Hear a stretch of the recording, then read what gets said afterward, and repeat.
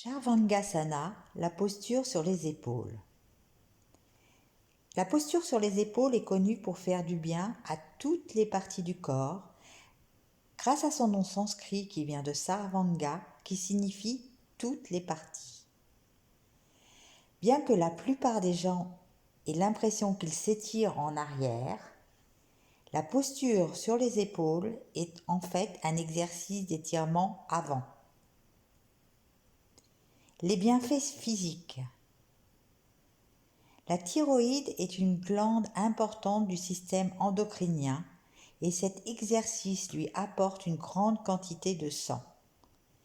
La posture sur les épaules tonifie et revitalise la thyroïde. Cela améliore et équilibre le métabolisme de littéralement chaque cellule du corps. La posture sur les épaules étire le deltoïde et les muscles sus-épineux et épineux des muscles des épaules. Le stress contenu dans les épaules et la région du cou disparaît. La fermeture du menton par pression sur la poitrine exerce une pression complémentaire sur la thyroïde. Les ligaments de la région cervicale sont spécifiquement étirés dans cet exercice. L'alimentation en sang des terminaisons nerveuses de la colonne vertébrale est améliorée. Comme presque toutes les postures inversées, le sang veineux ne peut pas stagner dans les membres inférieurs.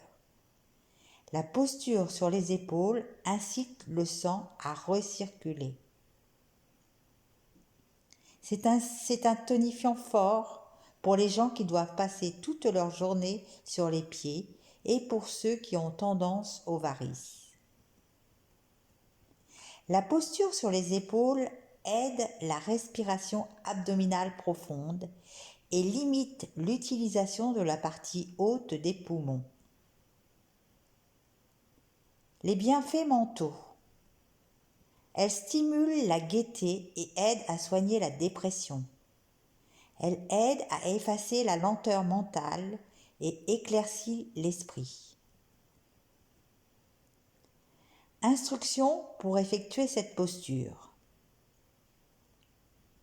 Allongez-vous à plat sur le dos sur votre tapis. Ramenez les bras sur le sol près des hanches, paume des mains sur le tapis. Respirez rythmiquement avec votre ventre et gardez la tête alignée. En gardant votre dos, tête et cou sur le tapis, inspirez et en gardant les jambes droites, levez-les dans un angle à 90 degrés. Amenez les mains sur les fesses.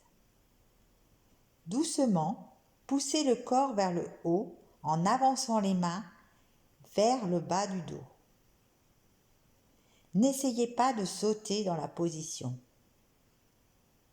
Les mains doivent supporter le dos avec les doigts pointant vers l'intérieur et les pouces sur l'extérieur autour de la taille. Respirez lentement dans l'abdomen et relâchez-vous pieds et jambes autant que possible. Gardez la tête centrée au milieu.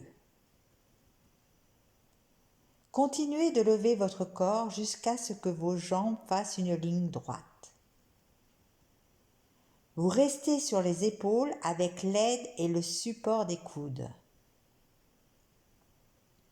Amenez votre poitrine aussi près que possible de votre menton.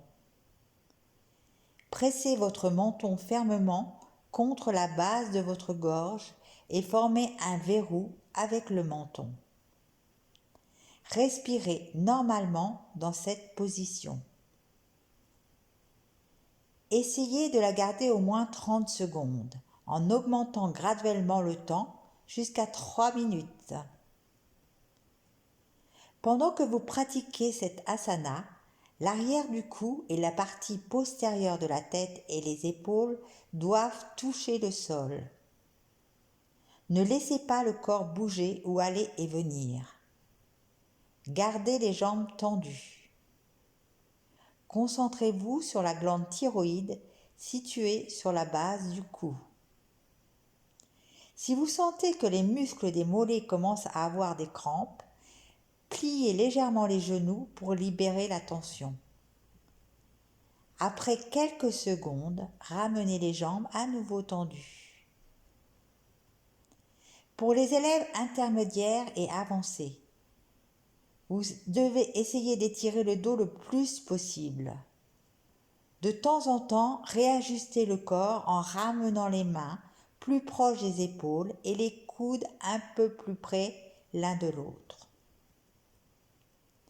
Pour défaire la posture, descendez vos jambes à un angle droit environ 45 degrés derrière la tête. Placez vos mains au sol devant vous et ensuite déroulez le dos sur le sol, vertèbre après vertèbre. Respirez normalement jusqu'à ce que votre bassin touche le sol et ensuite expirez en utilisant les muscles abdominaux pour ramener doucement vos jambes au sol en gardant les genoux droits. Lorsque le corps est complètement sur le sol, détendez-vous en Shavasana, posture du cadavre.